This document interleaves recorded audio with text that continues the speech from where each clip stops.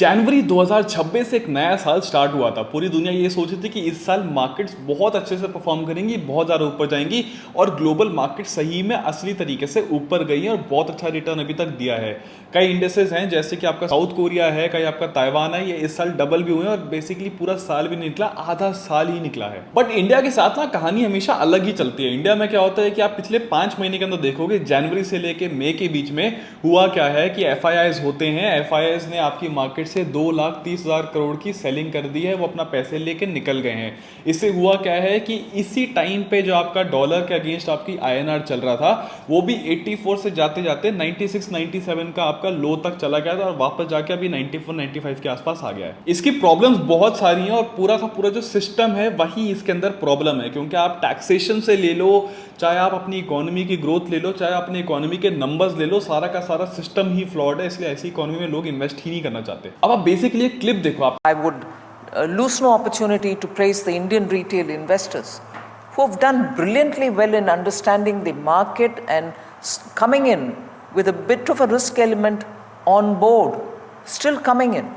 उसके अंदर क्या बोला था कि हमारे को फॉरेन इंस्टीट्यूशनल इन्वेस्टर्स की जरूरत नहीं है, हमारे पास इंडियन इन्वेस्टर्स ही इतने सारे हैं जो मार्केट को पकड़ के बैठे हैं और मार्केट को रेजिलिएंट करके बैठे हैं एफआई और अगेंस्ट एनी एक्सटर्नल शॉक। समझने वाली सबसे इंपॉर्टेंट बात ये है कि ऐसी इकोनॉमी नहीं चलती है, ऐसे इकोनॉमी ग्रो नहीं करती है, क्योंकि जब भी एफआईआईज इंडिया के अंदर इन्वेस्ट करते हैं, चाहे वो कोई बड़े प्रोजेक्ट्स के अंदर हो, चाहे वो एक छोटी सी मार्केट के अंदर भी इन्वेस्ट कर रहे हो, वो क्या कर रहे हैं, वो डॉलर्स के अंदर ट्रेड कर रहे हैं। वो डॉलर्स यहाँ पे इंडिया में ला रहे हैं और उसके बाद उससे इंडियन रुपीस में कन्वर्ट करके उसको इन्वेस्ट कर रहे हैं। तो आपकी बेसिकली जो फॉरेक्स पोजीशन होती है वो बहुत ज़्यादा स्ट्रांग होती है जब भी आपके देश के अंदर डॉलर्स आते हैं। अब आप बेसिकली उनको ये बोलोगे कि हमारे को आपकी ज़रूरत ही नहीं है, हमारे को नहीं चाहिए कि आप हमारे स्टॉक्स लो, हमारे ट्रेजरी बॉन्ड्स लो, हमारा कुछ लो, हमें आपकी ज़रूरत ही नहीं है, तो बेसिकली लोग क्यों आना पसंद करेंगे। प्लस आपका उसके ऊपर टैक्सेशन स्ट्रक्चर इतना ख़राब है कि आपको यहाँ पे इंडिया के अंदर आप टैक्सेस देने के बाद अगर एक इंडिविजुअल इन्वेस्टर भी इन्वेस्ट करता है, उसके बाद भी वो इतने ज़्यादा टैक्सेस दे जाता है कि बेसिकली यहाँ पे कोई सेंस ही नहीं बनती इन्वेस्ट करने की। आप बेसिकली गेम प्ले कर रहे होते हो जहाँ पे आपको सिर्फ इन्फ्लेशन बीट करनी होती है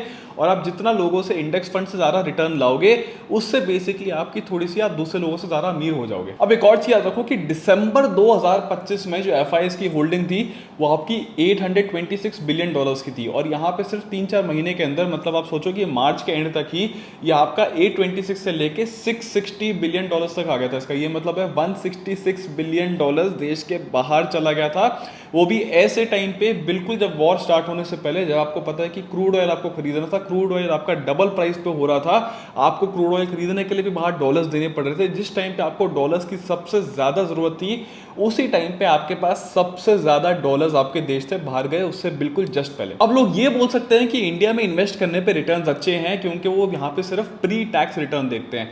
रियलिटी ये है कि आपके पास जो डिस्पोजेबल इनकम होती है वो आपके पास सिर्फ पोस्ट टैक्स इनकम ही होती है। मतलब आप जो भी 100 रुपए का 200 रुपए करोगे, 100 रुपए के प्रॉफिट पे आपको टैक्स देना पड़ता है। जो भी आपके पास 50 60 70 रुपए बचते हैं, वही आपकी असली डिस्पोजेबल इनकम होती है post taxes. FII ownership in Indian stocks, जिसे आप कहते हो कि बाहर के लोग कितना ओन करते हैं हमारे इंडियन स्टॉक मार्केट का, वो रिकॉर्ड लो पे आ गया है, 14% पे आ गया है इस साल। और ये 14% जो है वो पिछले 14 साल का सबसे लोएस्ट है। इसका ये मतलब है पिछले 14 साल में जब भी आपकी गवर्नमेंट चेंज हुई थी, उसके बाद आपकी पॉलिसीज इस तरीके से है कि आप यहाँ पे फॉरेन इन्वेस्टर्स लाने की जगह आप उनको भगा रहे हो। डीआईआई की ओनरशिप जो होती है डोमेस्टिक इन्वेस्टर्स की, उनकी ओनरशिप ने फॉरेन इन्वेस्टर्स को यहाँ पे बेसिकली पिछाड़ के पीछे छोड़ दिया। आप बेसिकली डीआईआईएस एफआईआई से बहुत ज्यादा आ गया। बट आप याद रखो कि डीआईआईएस इन्वेस्ट कहाँ करेंगे, डीआईआईएस तो अपना पैसा सारा का सारा इंडिया में ही लगाएंगे। तो अगर एफआईआई कम हो रहा है, डीआईआई बढ़ रहा है, तो इवेंचुअली डीआईआई को ओवरटेक तो करना ही था। अब ये याद रखो कि 2026 में आपको जो मैंने नंबर बताया था 2,30,000 करोड़ का,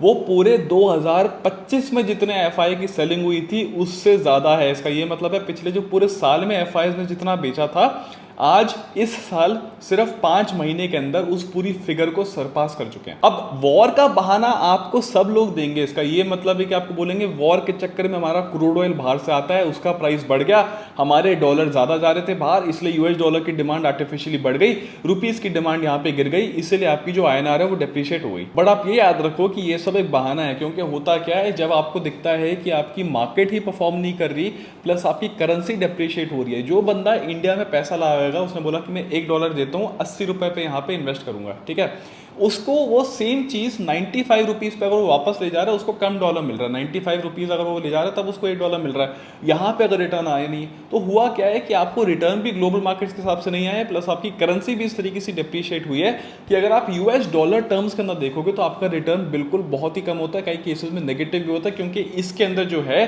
टैक्स भी पे करना पड़ता है बिफोर आप कन्वर्ट करके पैसा बाहर ले जाओ। तो बेसिकली लोगों को ये लगता है कि जब यूएस गवर्नमेंट डेट है जो आपको 4.5-5% दे रहा है साल का, जिसकी इंटरेस्ट अभी जिसकी रेट थोड़ी सी बढ़ भी रही है, कई बार अभी 5 के ऊपर भी यील्ड निकल गई जिसकी कई केसेस में, वो अगर आपको यूएस डॉलर में सेफ रिटर्न दे रहा है, basically trust of the US government है, बेसिकली मनी प्रिंटिंग होगी, आपकी सारी ऑब्लिगेशंस पे होंगी, तो आप यहाँ पे रिस्क लेके इक्विटीज के अंदर इतनी मेहनत करके इतने टैक्स स्ट्रक्चर इतने कॉम्प्लिकेशंस के अंदर यहाँ पे क्यों इन्वेस्ट करोगे। टैक्सेशन की बात भी सुन लो, जो आपको लगता था कि आपके पास शॉर्ट टर्म कैपिटल गेन्स 20% है और लॉन्ग टर्म कैपिटल गेन्स 12.5% है, वो आप पे नहीं लगता, वो कोई फॉरेन इंस्टीट्यूशनल इन्वेस्टर भी इंडिया के अंदर इन्वेस्ट करता है तो उस पर भी लगता है। तो अब हुआ क्या, सब के बीच में जून 5, 2026 को गवर्नमेंट ने इनकम टैक्स का एक अमेंडमेंट निकाल दिया। अमेंडमेंट बेसिकली क्या था कि जो भी एफआईआई और जो भी आपका बीआईएस होता है, मतलब बैंक फॉर इंटरनेशनल सेटलमेंट्स, वो जो भी है उनकी इंटरेस्ट इनकम और उनके कैपिटल गेन्स पे कोई भी टैक्स नहीं लगेगा। इसका मतलब ये है कि जो आपकी गवर्नमेंट सिक्योरिटीज भी बाहर के देशों ने, बाहर के एफआईआईज ने ली हुई है, उस पे भी आपका टैक्स जीरो लगेगा। और ये ऐसा नहीं है कि अगले साल से लगेगा, मतलब कि आप सोचो कि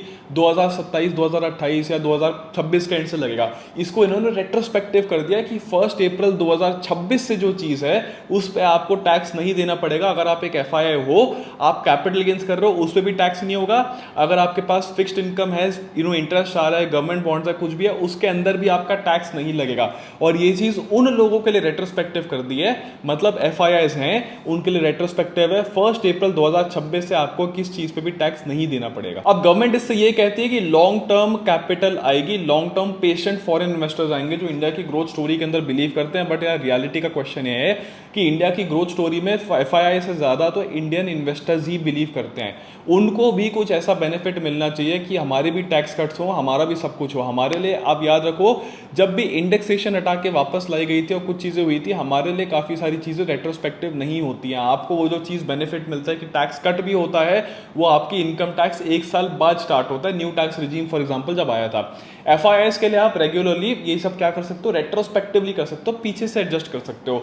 इंडियन इन्वेस्टर्स और इंडियन रेजिडेंट्स के लिए ये चीज आपकी रेट्रोस्पेक्टिवली नहीं होती है, ये आप आगे से करते हो। वो अलग बात है कि जो आपने एफआईआईज के लिए टैक्स कम कर दिया है, एसटीसीजी, एलटीसीजी और सब कुछ उड़ा दिया है, इंडियन इन्वेस्टर्स के लिए ये वाली चीज नहीं उड़ी है, आपको फिर भी ये सब देना पड़ेगा। बट आप ये याद रखो कि गवर्नमेंट ने इसके अंदर जीसेक्स क्यों इंक्लूड किया है। जीसेक्स इंक्लूड करने के पीछे एक बहुत इंपॉर्टेंट और एक बहुत इंटरेस्टिंग सा रीजन है। गवर्नमेंट सिंपली ये चाहती है कि बाहर के इन्वेस्टर्स आके इंडियन गवर्नमेंट का डेट बाय करे, जिससे इंडिया का फिस्कल डेफिसिट कम हो और इंडिया की बोरिंग कॉस्ट थोड़ी सी यहाँ पे कम हो जाए। बट प्रॉब्लम इसके अंदर ये भी है कि आपको याद रखना पड़ेगा कि जब तक आपकी करेंसी स्टेबल नहीं होगी एक लेवल के अंदर, तब तक लोग यहाँ पे भी नहीं आएंगे। तो दूसरा क्वेश्चन आपको ये पूछना पड़ेगा कि करेंसी क्या आप स्टेबल रख पाओगे या करेंसी आप स्टेबल नहीं रख पाओगे। क्योंकि अगर एक बंदा डॉलर्स को रुपीस में कन्वर्ट कर रहा है, चाहे आप उसको टैक्स का बेनिफिट भी दे दो, बट अगर आपकी करेंसी स्टेबल नहीं, आपकी करेंसी अगर और डिप्रिशिएट हो जाएगी, तब भी वो बंदा लॉस में होगा। उसको सिर्फ 15-20% का इंपैक्ट पड़ेगा मार्जिन पर, बट उसके बाद भी वो बेसिकली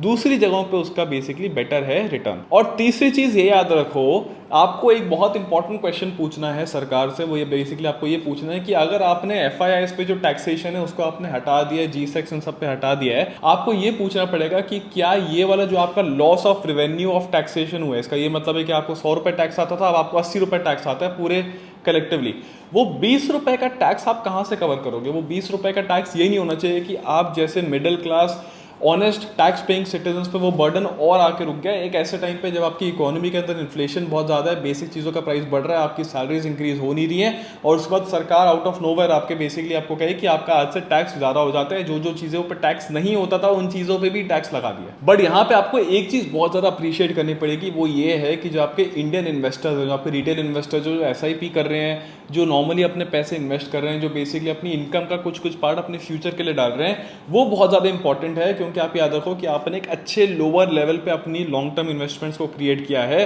क्योंकि यहाँ से होगा क्या कि गवर्नमेंट के पास कोई ऑप्शन नहीं है, उनको मेजर्स ऐसे करने पड़ेंगे जिससे एफआईआईज वापस आए।